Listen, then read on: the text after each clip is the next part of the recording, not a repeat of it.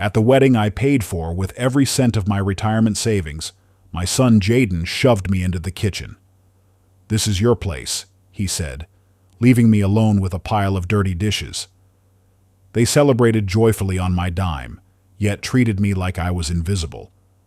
What they didn't know was that the man they pushed out of sight was the very one who could pull the plug on their entire little show. Have you ever poured every last piece of yourself into something, only to realize that in someone else's eyes, you're just invisible? Hello, my friends. Thanks for tuning in. Wherever you are, in the garage, out on the road in your truck, or maybe sitting in that favorite armchair of yours, let me know you're here. Just hit that like button and drop the name of your city in the comments below. My story starts on what should have been the happiest of days. A day I'd traded my entire future to make happen. I steered my old pickup into the parking lot of the luxury resort, finding a spot in the far corner. It felt like a dusty old work boot in a room full of glass slippers. All around me were the silent, gleaming shapes of BMWs and Mercedes, their paint jobs worth more than my whole engine. I killed the ignition, and the familiar rumble died, leaving a silence that felt heavy, judgmental.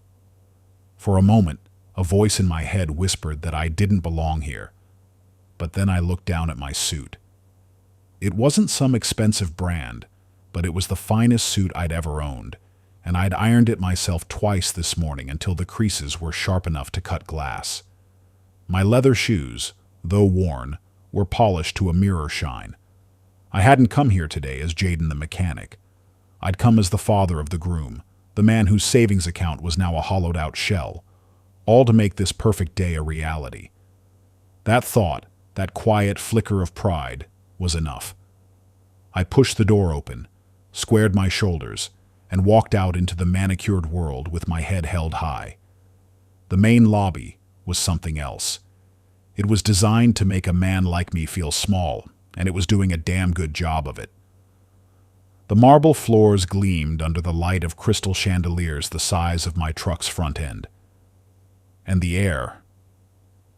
It was thick with the scent of what must have been thousands of peonies, the ones I knew had a $2,000 line item on the invoice. I saw Jaden across the room, standing next to Emily. When his eyes met mine, the polite smile he was wearing didn't just fade, it froze and shattered. He hurried toward me, his steps quick and tight. There was no hug, no, "Hey Dad, glad you made it." Just a tense, clipped command. "Dad, this way." Before I could even ask which way, a hand landed flat on my back. It wasn't a friendly pat, not a welcoming gesture. It was a push, firm, cold, and impatient. The kind of push that sends a 62-year-old man stumbling a few steps, just trying to find his balance. A push that guided me, undeniably, toward a propped-open service door off to the side. That door didn't lead to any part of the celebration. The smell hit me first, hot grease and the sharp metallic tang of industrial soap. The sound came next, a chaos of clanking steel, a chef yelling orders in Spanish, and the roaring groan of a commercial dishwasher. This was the kitchen. And in the middle of this clattering mess, Jaden pointed. He pointed to a rickety metal folding chair, shoved against a stack of dirty serving trays, smeared with the remnants of someone else's meal. "This is your spot," he said, his eyes fixed on a point somewhere over my shoulder. He couldn't even look at me. Then he turned and walked away, so fast it was like he was escaping the scene of a crime, leaving me standing there in my carefully pressed suit and mirror-shined shoes. I just looked at the cold, flimsy chair, then at the back of my son as he disappeared back into the golden light and soft music of the world I wasn't invited to. I sat.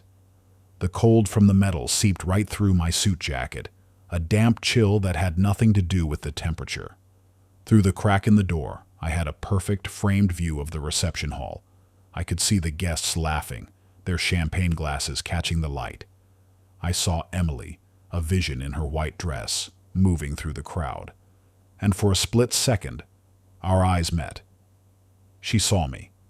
I know she did. There was no surprise on her face, no confusion.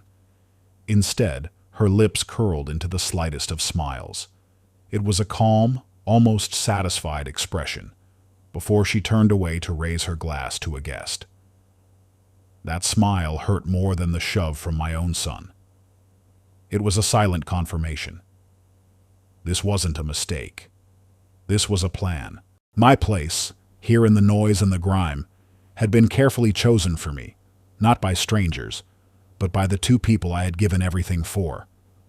The initial shock began to wear off, replaced by a strange, cold numbness.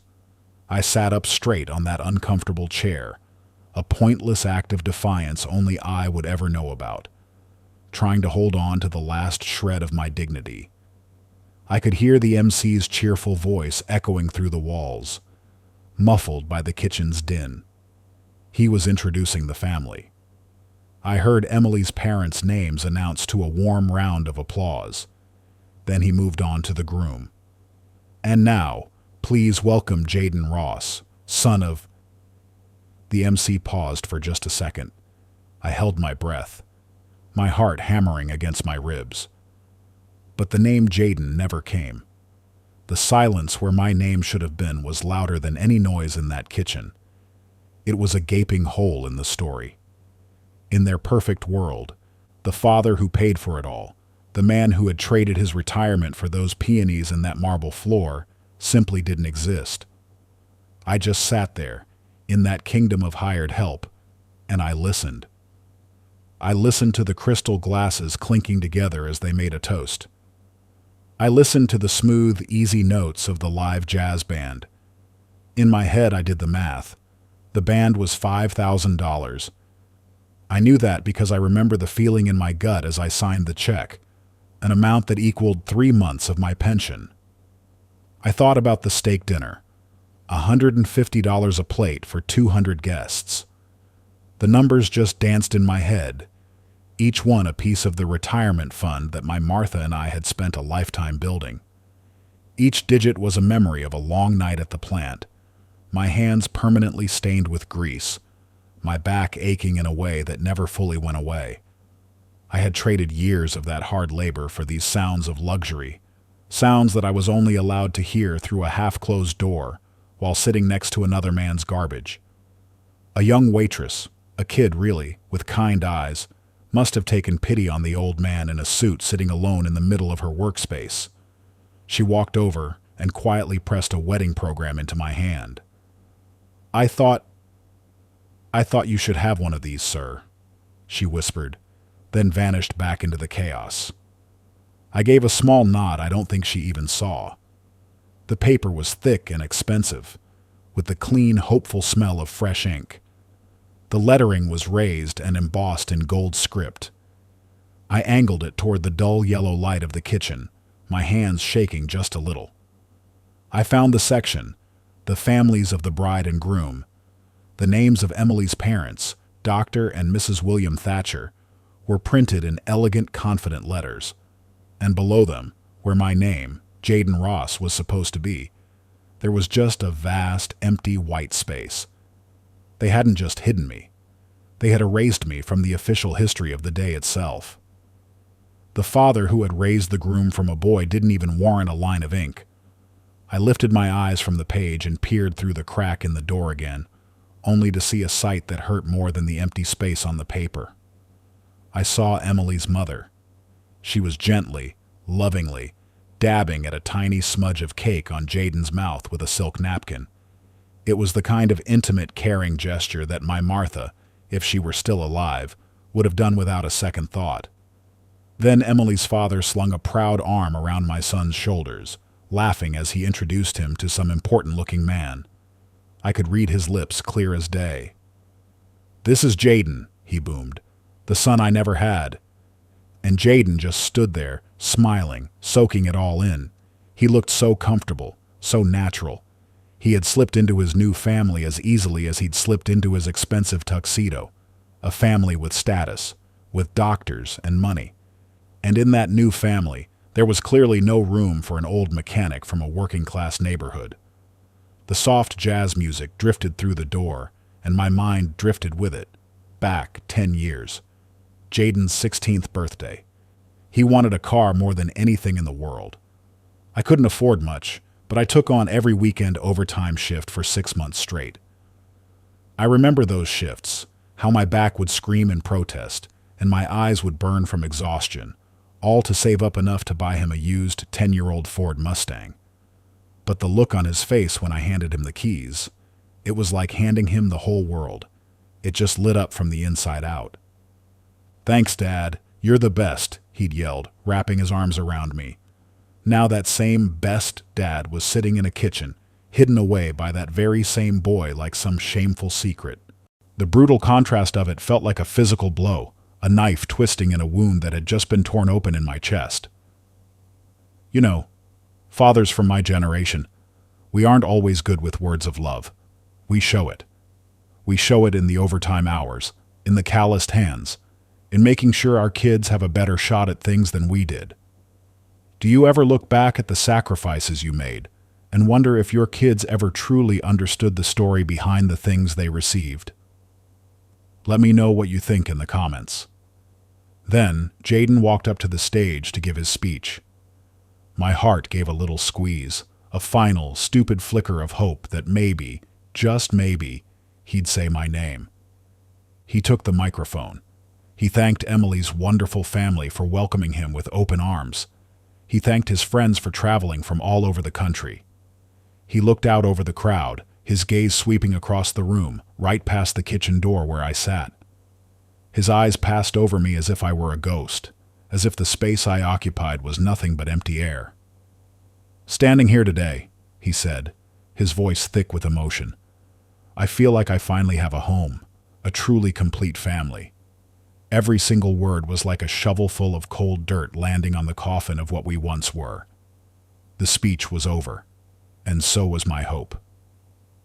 When the party finally wound down, nobody came looking for me.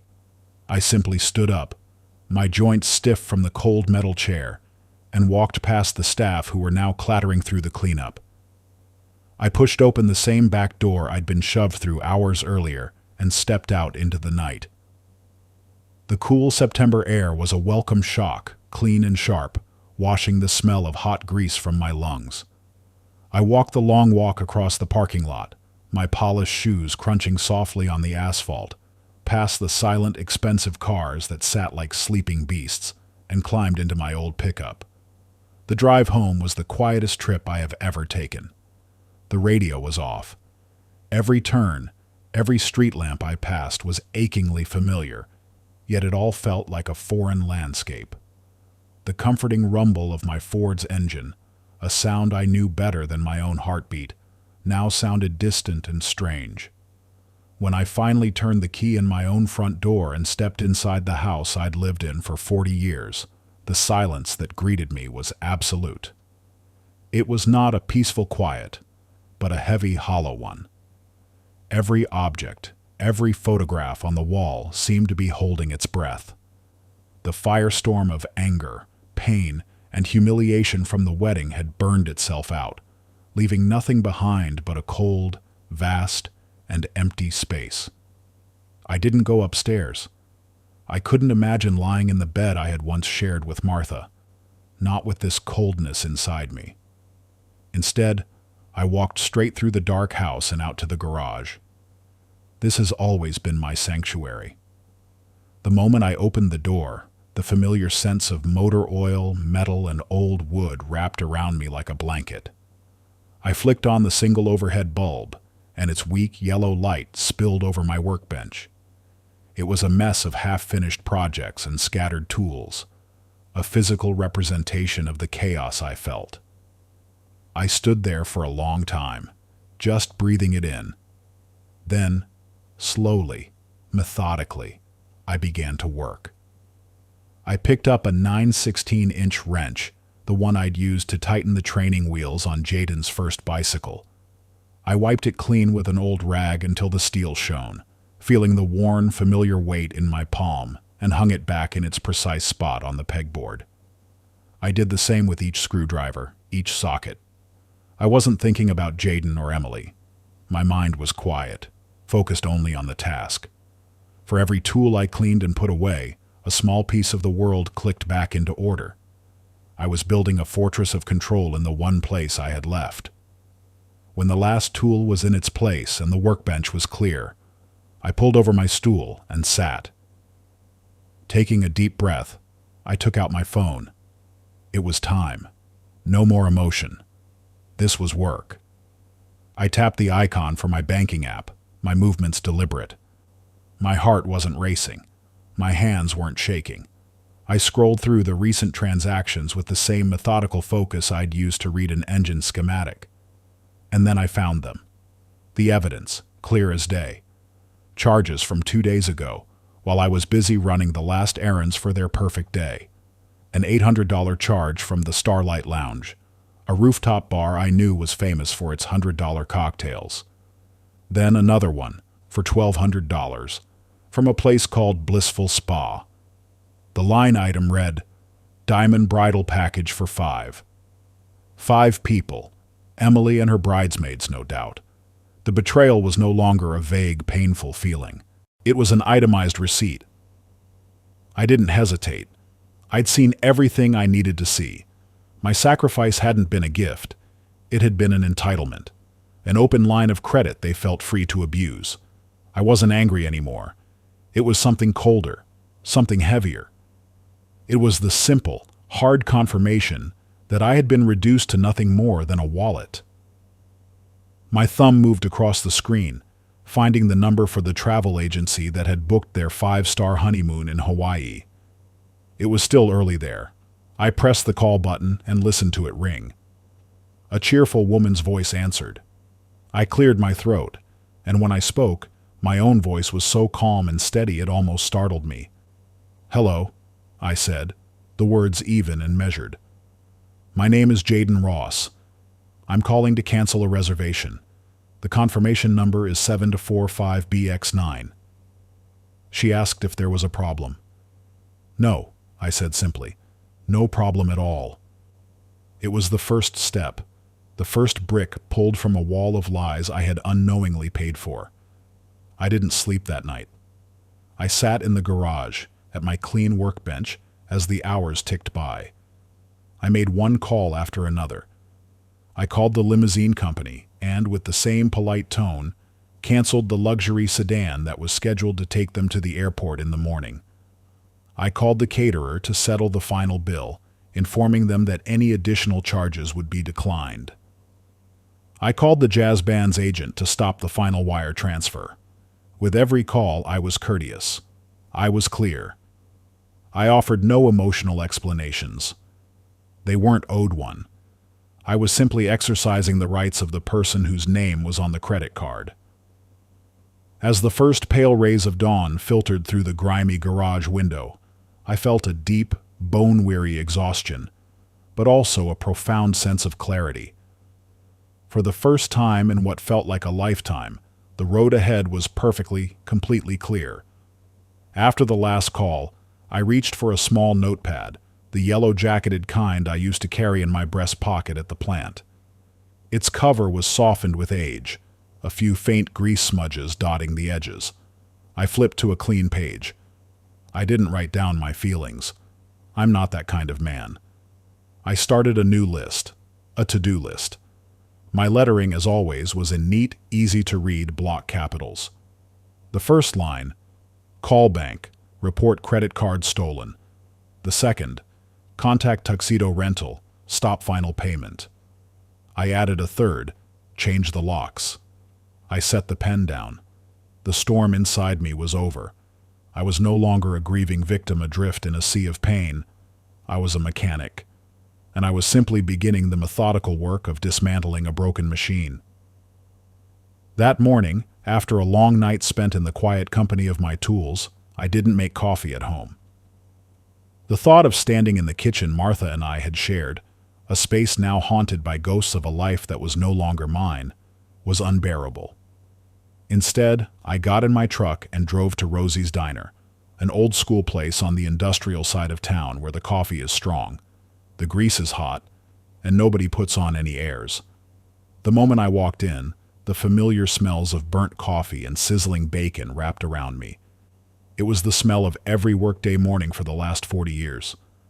I slid onto a worn vinyl stool at the counter, the chrome trim cool against my forearms. I ordered the number 2. 2 eggs over easy, bacon, toast, and a black coffee.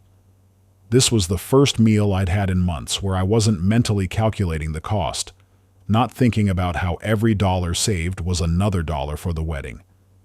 It was just a simple $7 breakfast for me and me alone. Rosie, a woman with a kind, wrinkled face who'd been slinging hash here for 30 years, slid the heavy ceramic plate in front of me.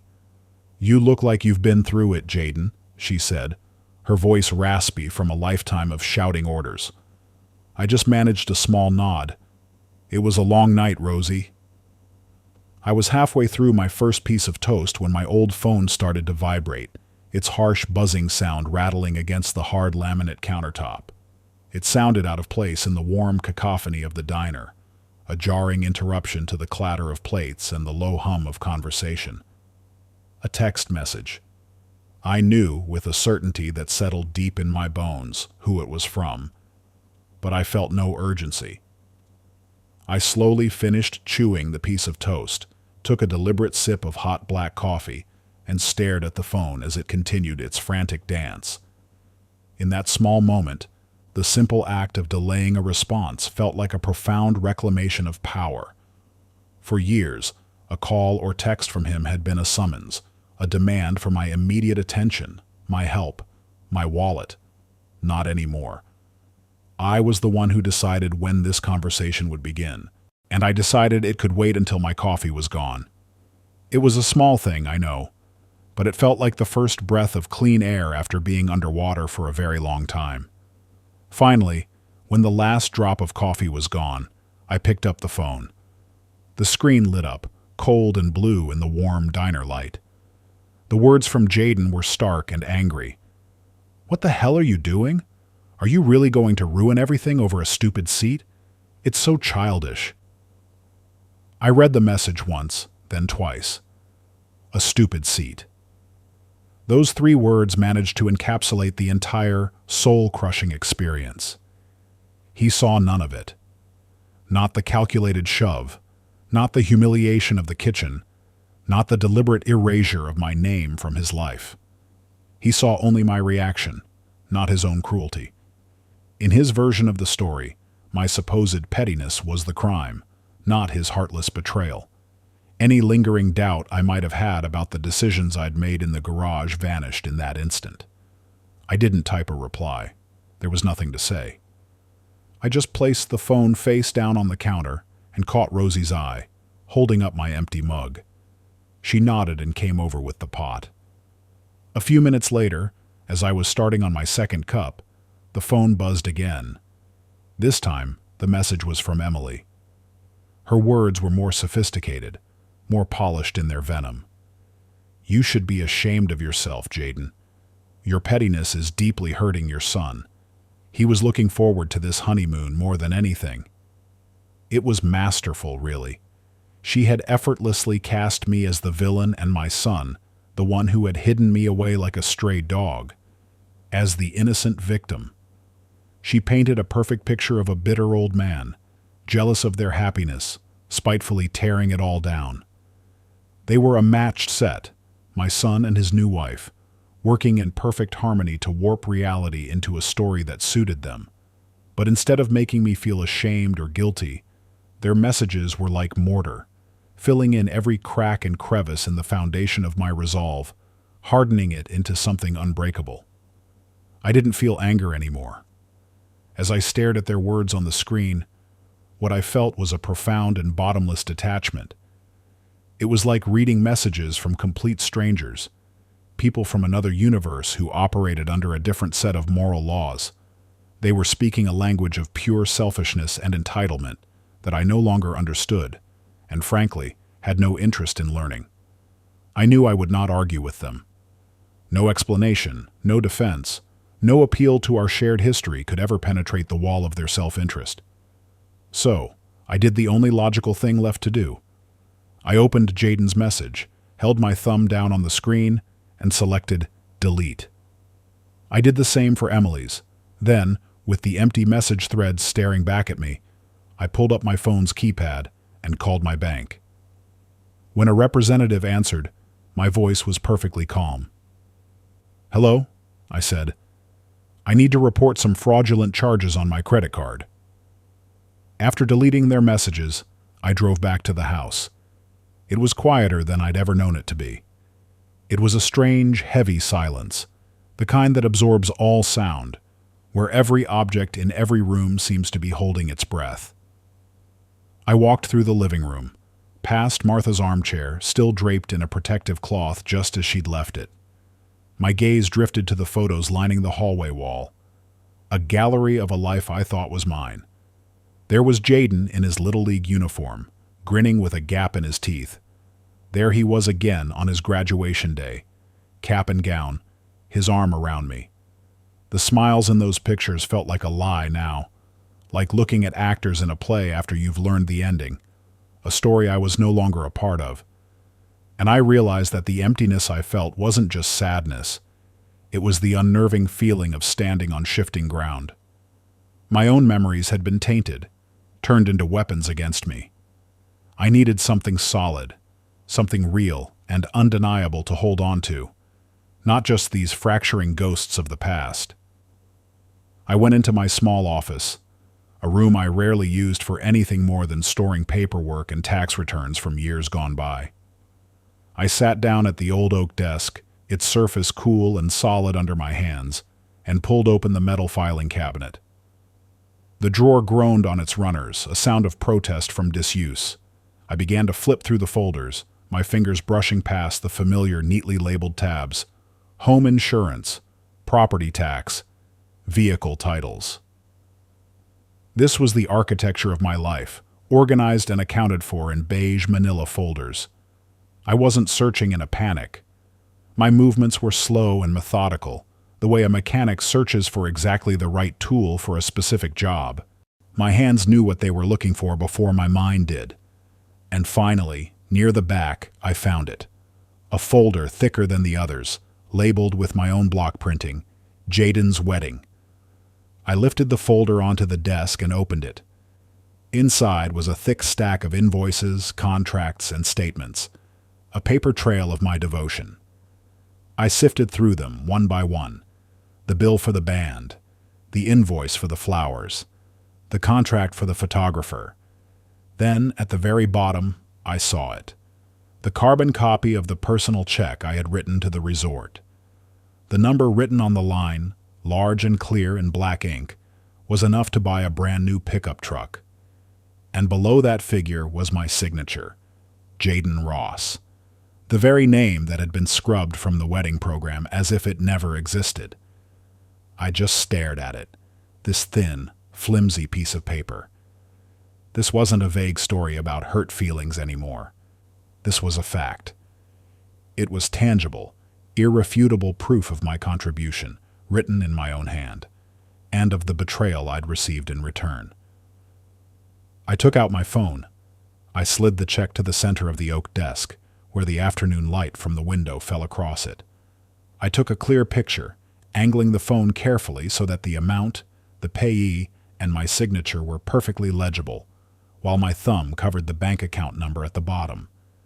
Then, I opened Facebook. It's an app I rarely use, mostly just to see pictures of my old buddies' grandkids. My own profile page was practically empty, a digital ghost. I navigated to create a new post. I uploaded the photo. And then, I just looked at the blinking cursor in the text box. I had 1,000 things I could have written, a torrent of anger and pain I could have unleashed. But I didn't. I wrote nothing. No comment. No explanation. No sad story. I just posted the cold, clear image of the check and let the truth speak for itself. Then I put my phone down, turned my back on the digital world, and walked out to the backyard, where Martha's tomato plants were still heavy with fruit. I picked a few ripe tomatoes, their warmth from the sun spreading into the palm of my hand. I expected my phone to start ringing immediately. I braced myself for a firestorm of angry calls and frantic texts, but there was nothing. only the sound of the breeze rustling the leaves in the garden. The silence was more unnerving than an explosion. I felt like I had just thrown a heavy stone into the middle of a dead-still lake, and now all I could do was stand on the shore and wait for the ripples to reach me. I went inside, sliced the tomatoes, and made a simple turkey and mayonnaise sandwich. I ate alone at the kitchen table, the silence of the house my only companion. I had no idea what was coming next, but for the first time in a long, long time, I didn't feel like the victim of the story anymore. I was the one who had thrown the stone. As I stood at the sink washing my plate, I felt a faint vibration in my pocket. It wasn't a call, just a single soft notification. I dried my hands on a dish towel and pulled out the phone. A message alert. But not from Jaden, not from Emily. It was from Dave, an old friend from the plant who I hadn't seen in years. The message was short. "Just saw your post, Jaden. I don't know what's going on, but I hope you're okay. If you ever need to talk, you got my number." A simple message. No judgment, no prying questions, just honest, simple care. And suddenly, my eyes were burning. The first tears since this whole nightmare began started to well up and spill down my cheeks. They weren't tears of sadness or self-pity. They were tears of relief. The stone I'd thrown had reached a distant shore. I wasn't entirely alone. For 2 full days, a strange and heavy silence hung in the air. The photograph of the check remained on my Facebook page, untouched. There were no comments from Jaden or Emily, no angry phone calls, but I knew they had seen it. Theirs was the coiled silence of a predator, the quiet before a storm. I didn't let it consume me. I found my peace in the garage, spending the time sketching out designs for a new, better workbench, one built to my exact specifications. The gentle scratching sound of my pencil on the drafting paper was the only noise in my small, ordered world, a quiet rhythm of creation. Then, on the afternoon of the second day, the silence was shattered. A car slammed on its brakes in front of my house, the tortured screech of tires on hot asphalt ripping through the quiet neighborhood. I didn't have to look out the window. I knew who it was. The screech was followed by a sound at my front door. It wasn't a knock. It was a pounding, a furious, demanding assault with the flat of a fist. I carefully set my pencil down in the groove of the drawing board, wiped the graphite dust from my hands with an old rag, and walked through the house to the front door. I turned the knob and opened it. Jaden stood on my porch, his face flushed a deep, blotchy red with a rage that seemed to vibrate off him. His eyes, usually so adept at avoiding mine, were wide and wild. "Are you insane?" he yelled, his voice cracking. He didn't wait for an invitation, but stormed past me into the living room. "What are you trying to do? Publicly humiliate me and Emily? Is that your plan?" He paced back and forth on the rug where he'd learned to walk, his arms flailing as if he were fighting off invisible demons. I simply stood by the open door, my hand still resting on the cool brass of the doorknob, and watched him. I said nothing. My calm, my stillness, seemed to be the fuel for his fire. He looked less like a grown man and more like a toddler in the throes of a tantrum, kicking and screaming because a toy had been taken away. I let him burn himself out for a moment, his accusations echoing in the quiet house. When he finally paused to take a ragged breath, I spoke. "This is still my house," I said, my voice perfectly even, without a tremor of fear or anger.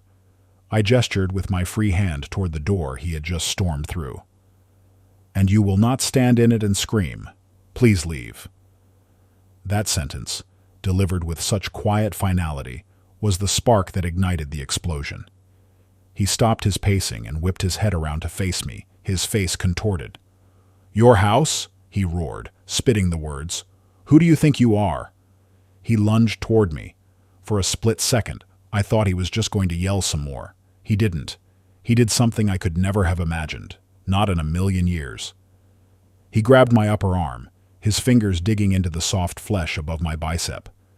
His grip was shockingly strong, a vice of bone and muscle clamping down on the thin skin of an old man. So hard I could feel the individual pressure of his knuckles grinding against my humerus. A sharp electric bolt of pain shot up my arm, but the shock of the act was 1,000 times worse. My eyes fell to the hand clamped around my bicep. My son's hand. The same hand I once held to guide him across the street. The same hand I had patiently taught to hold a hammer, to frame a nail. Now, that hand was being used as a weapon against me. "You can't kick me out," he snarled, his face just inches from mine. I could feel his hot, angry breath on my cheek, but I didn't flinch. I didn't pull away. I simply stood there, absorbing the pressure, and looked directly into his eyes. And in those eyes, where I had once seen my own reflection, where I had once seen love and trust, there was now only the blind, senseless fury of a stranger.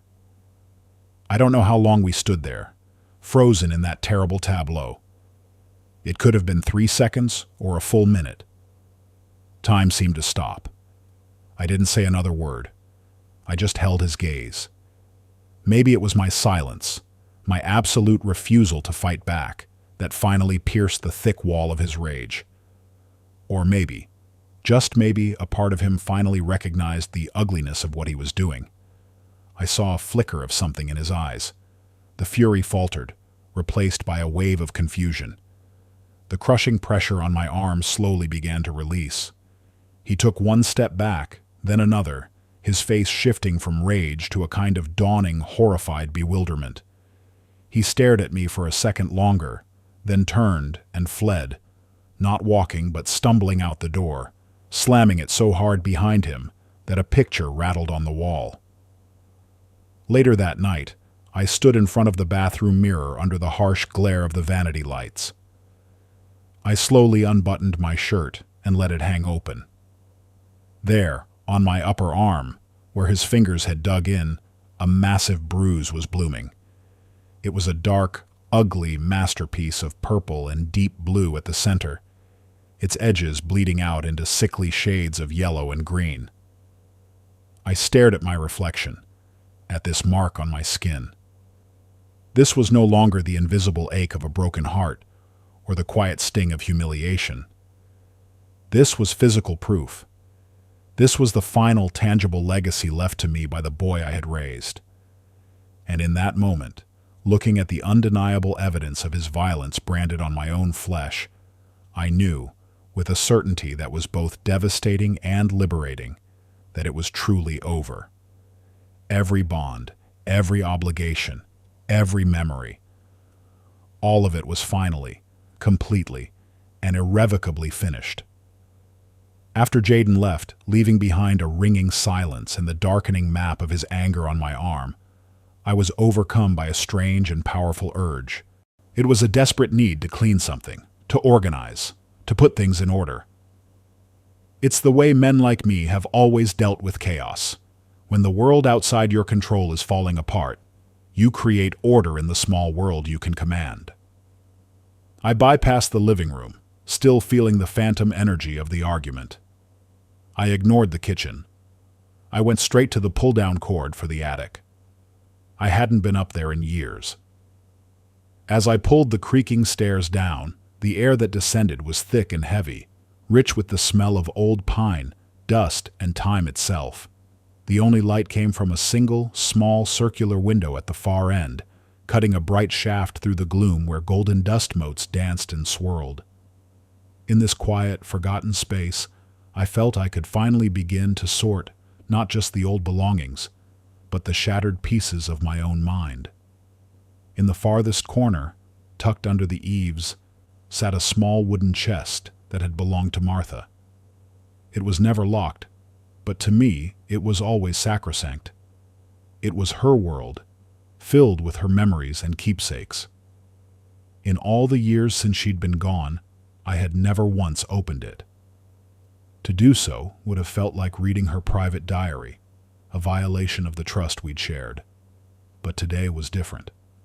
The dull, throbbing ache in my arm was a constant physical reminder that the world I knew had already been violated, its foundation cracked beyond repair. I knelt on the dusty floorboards, the old wood groaning under my weight, and gently blew a thick layer of dust from the lid. My fingers trembled slightly as they found the tarnished brass latch. I wasn't looking for anything in particular. I think I just needed to connect with a part of my past, a piece of my life that I knew, without a doubt, had been real and true. The lid lifted without a sound.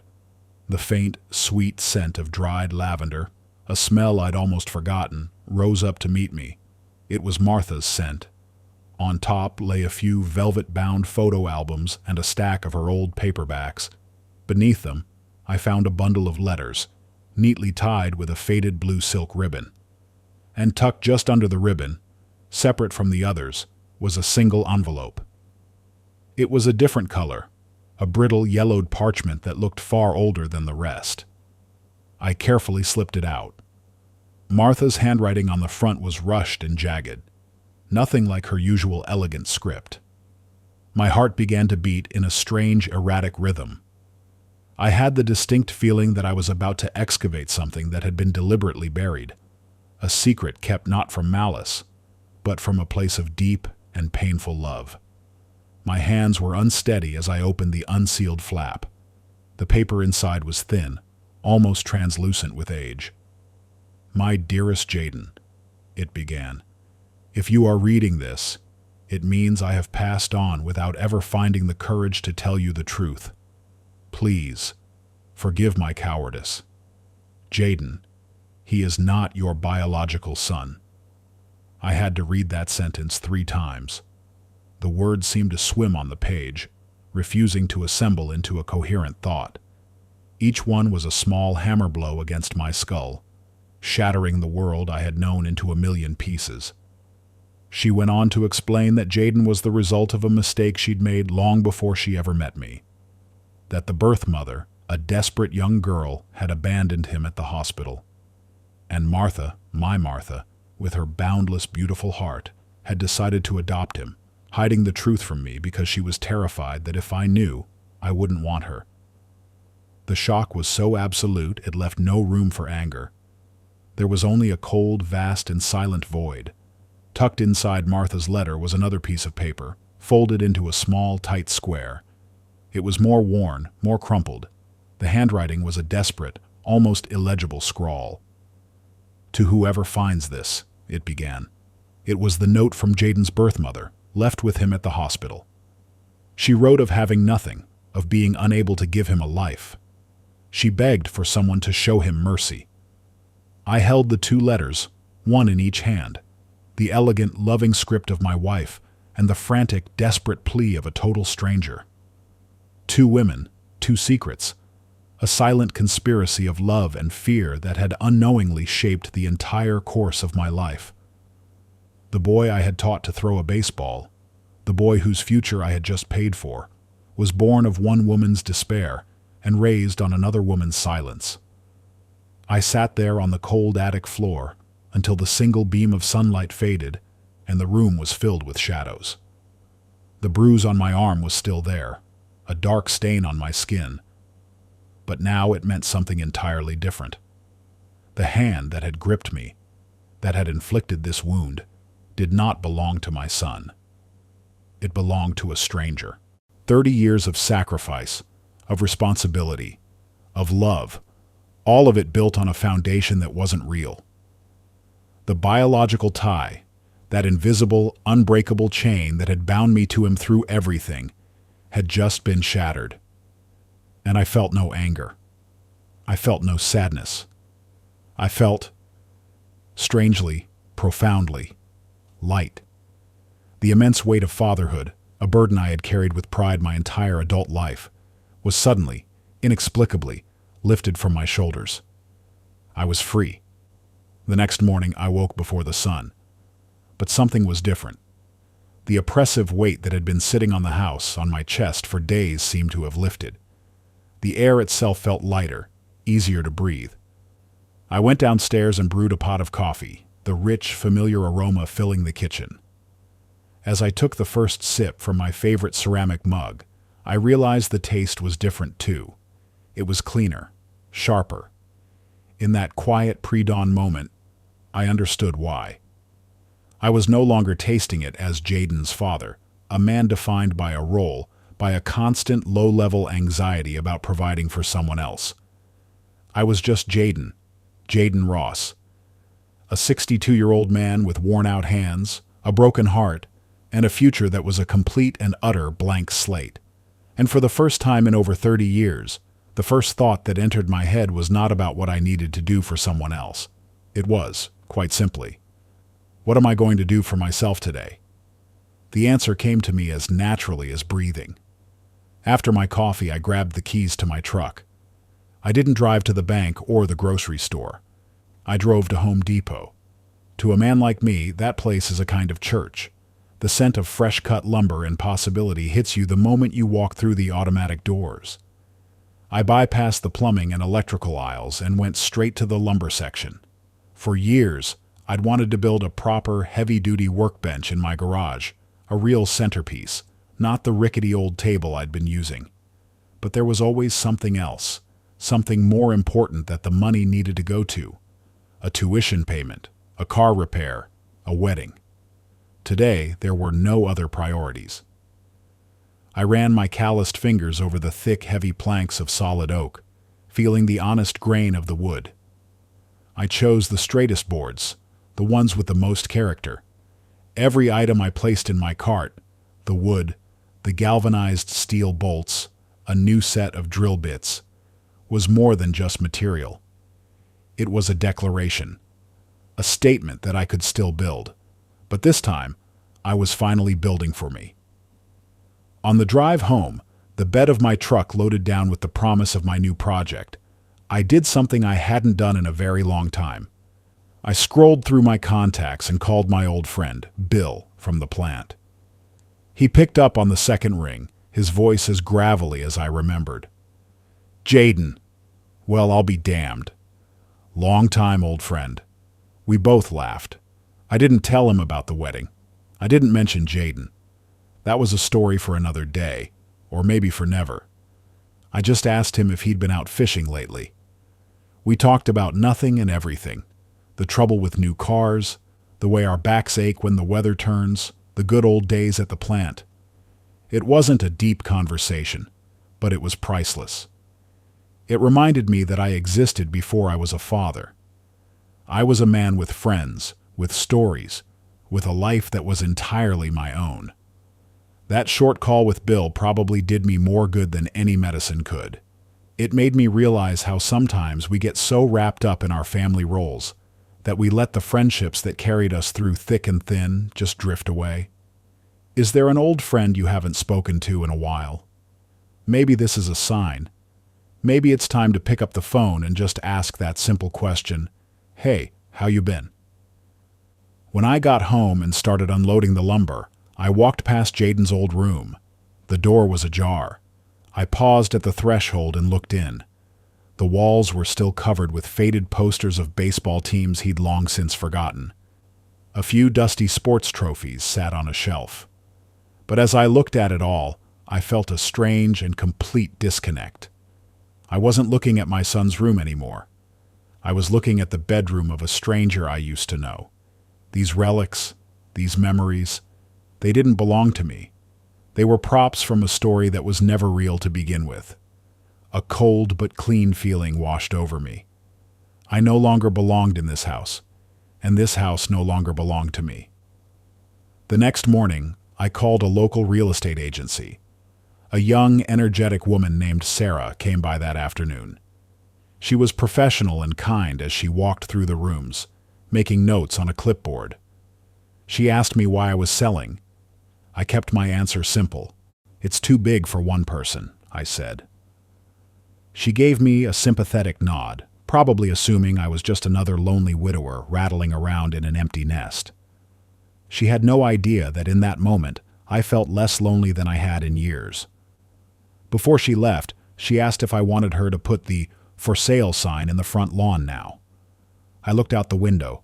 at the street where I had once pushed a stroller for a child who was never mine. "Yes," I said, my voice firm. "The sooner the better." That sign wasn't just for selling a house. It was for selling a past I was finished with. In the weeks I waited for the house to sell, I didn't just sit around. I took my first steps toward a new future. I spent my evenings online, not looking at houses or apartments, but at used Ford F-150s and vintage Airstream trailers. An idea began to take shape in my mind, an idea of movement, of the open road. A life that wasn't tied to one address, not anchored to a place filled with painful memories. The idea of a home on wheels, a home that I could take anywhere, a home that would hold only a future. That plan, even when it was just images on a computer screen, was enough to light a warm, steady flame in my chest. A few days after the "for sale" sign went up, my phone vibrated with a familiar, unwelcome rhythm. It was Jaden. The text was short, a burst of pure, undiluted entitlement. "A for sale sign? Are you out of your mind? That's my house." I stared at those words on the screen. My house. He had never paid a single dollar toward the mortgage, never patched a leaky pipe or reshingled the roof. He had been a guest there for 30 years, and somehow, in his mind, that had transformed him into the owner. This time, there was no shock, no pain, not even a flicker of anger. It was like watching a stranger on the street throw a tantrum over something that had nothing to do with me. The emotional connection was so completely severed that his rage couldn't find purchase. I didn't reply. I simply opened his contact, scrolled to the bottom of the screen, and pressed the block button. One final quiet click, severing the last thin wire of communication. It was not an act of anger. It was an act of peace. A permanent, unbreakable silence. The house sold faster than I ever thought it would. A young family, just starting out, fell in love with it. With the money from the sale, I finally had a future that was my own. I went to a used car dealership and bought a 2018 Ford F-150, a reliable beast with a powerful engine. Then, after a week of searching online, I found it. A 25-foot Airstream trailer, its polished aluminum shell gleaming like a silver bullet. It was compact, efficient, and had everything a man could need. I spent my final week in the garage of the house that was no longer mine, not dismantling, but building. I was customizing my new home. I built extra shelving for my tools, rewired the stereo system, and reinforced the cabinets. Each turn of the wrench, each cut of the saw, was an act of creation. This was my house now, a house on wheels, a house with no memories other than the ones I was about to make. On the last day, I packed light. I loaded my toolbox, a few sets of my favorite Carhartt work clothes, and a small, sturdy box. Inside that box was the framed wedding photo of me and Martha and the 2 old letters that had rewritten my past. I handed the keys to the new owners, wished them well, and didn't look back. I climbed into the cab of the F-150, my silver home hitched securely behind me, and pulled out onto the street I had lived on for nearly 4 decades. I didn't have a specific destination. I just pointed the truck west and drove, chasing the setting sun. The interstate opened up before me, a wide ribbon of promise. The radio was on, and Tom Petty was singing about running down a dream. For the first time in my adult life, the road wasn't just the space between work and home. The road was home. It was freedom. I found my rhythm on the road, eventually pulling into a KOA campground in Arizona for a few nights. That evening, I saw a few other men, all around my age, gathered around a communal fire pit. They waved me over. I grabbed a couple of Miller Lights from my fridge and joined them. The conversation was easy. Nobody asked me if I had kids or a family. They asked me what my trade was. They asked how the F-150 handled with the Airstream in tow. We talked about aching joints, about politics, about the good old days when you could still fix an engine yourself. I told them I was a retired mechanic. And they listened. nodding with the quiet respect men who work with their hands have for one another. There, in the warm glow of the campfire, surrounded by the smell of wood smoke and the vast desert sky, I wasn't a failed father. I was Jaden, a retired mechanic, a man with his own stories, valued for who I was, not what I had provided. They say a man's legacy is the family he leaves behind. But sitting there, listening to a retired electrician from Ohio tell a story about wiring a hospital, I had a different thought. Maybe a real legacy isn't what you pass down through your bloodline. Maybe your real legacy is the skill in your hands, the knowledge in your head, and the good you can do for other people with it. What do you think a man's real legacy is? Leave your thoughts in the comments. I'd truly like to know. My story ends here, my friends, but my journey doesn't. As I'm telling you this, I'm in Wyoming. My Airstream is parked beside a crystal-clear lake, and the Grand Teton Mountains are framed perfectly in my window. This morning, I helped a young family in the RV next door get their generator running again. They paid me with a hot breakfast and a handshake, so sincere it was worth more than any check. This afternoon, I think I'll go fishing. I have no idea where I'll be tomorrow, and the feeling is glorious. The bruise on my arm faded a long, long time ago. It's a memory now, not of the betrayal, but of the price I paid for this freedom. I pour myself another cup of coffee and watch the sun dip below the jagged peaks. And for the first time in more years than I can count, I feel at peace. Truly and completely at peace. A full year has passed. As I tell you this, I'm at the Grand Canyon. My Airstream is parked at a campsite overlooking the South Rim.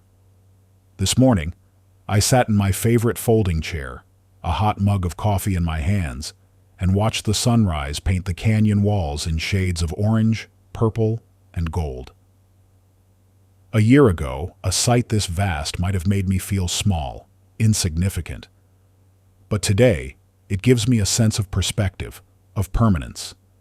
The troubles of one man's life are just a grain of sand in the face of millions of years of rock and wind. In the last 12 months, I've driven through 15 states. I've performed 3 oil changes on my F-150, each one in a different truck stop in a different corner of the country. The bruise on my arm faded long ago, but sometimes I can still feel a phantom echo of it. It's not a painful memory anymore. It's a reminder of the compass I was given, the one that pointed me down this road, away from a past that was never mine, and toward a future that is. Yesterday, as I was doing a routine check on my engine, an old minivan sputtered into the spot next to mine. A young couple and their 2 small kids got out, looking tired and worried. Their van was overheating, steam hissing from under the hood. The young husband, Mike, was staring into the engine bay with a look of complete helplessness I knew all too well. I watched him for a moment, then went to my truck, pulled out my toolbox, and walked over. "Let me take a look," I said.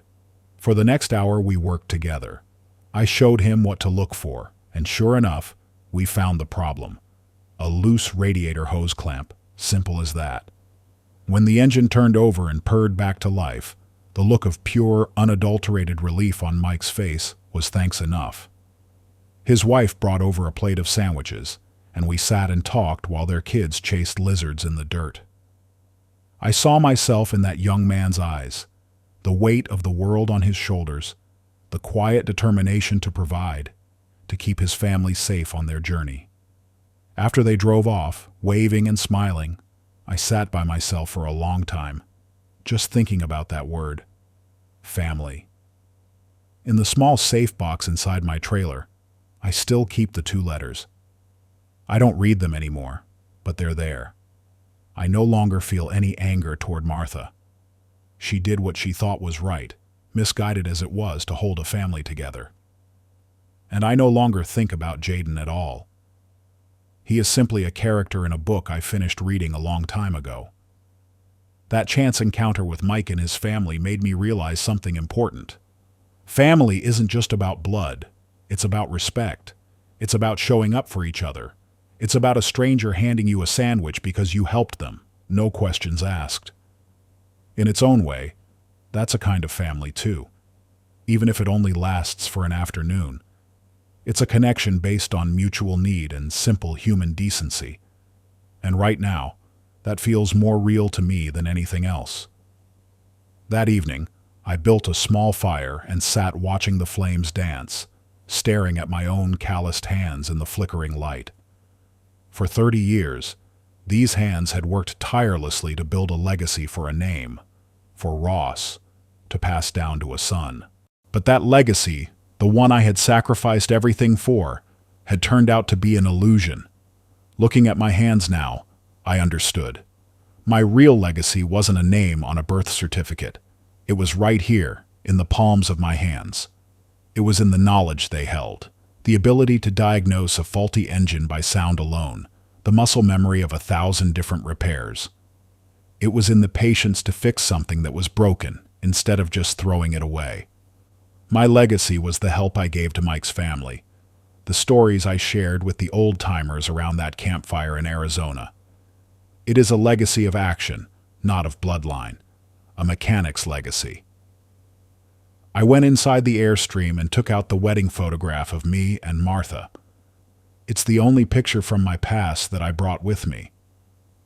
I looked at her radiant smile, a smile that had been tinged with a secret I never knew. "I get it now, Martha," I whispered to the photo, the words coming easy and true. "I understand why you did it. You just wanted a family. You wanted all of us to be happy." I traced the outline of her face with my thumb. "But I'm okay now. I've found my own kind of peace out here. Maybe this is what you always wanted for me, isn't it? To finally live a life that was my own." I placed the photograph back in its place of honor on the small shelf I'd built myself. There was no more weight, no more secrets. There was only acceptance and a kind of love that had, in the end, managed to outlive the truth. Finding my own peace out here on the road taught me a powerful lesson. Every man has a story that deserves to be heard. And so, after sharing mine, I find myself wanting to listen to yours. I know that when we men, who've seen more than a few decades pass, sit down together, the stories can flow like a river. Today, I wanted to open my heart a little, and I'd be honored to hear your stories as well. You know, sometimes a like, a subscribe, or a share might seem like a small, passing gesture to many. But to me, and to all the quiet voices that need to be shared, every one of those clicks is a light in the darkness. It says, "I see you. I hear you. Your story has value." Now that I've told my story, what I want most is to listen to what's in your hearts. In the comments below, I would be truly honored if you would share a piece of your own story. Was there a time you felt disrespected or unheard? What passion did you have that others might have called foolish? Or what was a moment when you found your own strength, even in a quiet way? Please, share. I will read them, and I'll carry them with me, because your stories matter. WAWA Ages wants to build a community where we men, fathers and grandfathers, can share our real experiences, the good and the bad.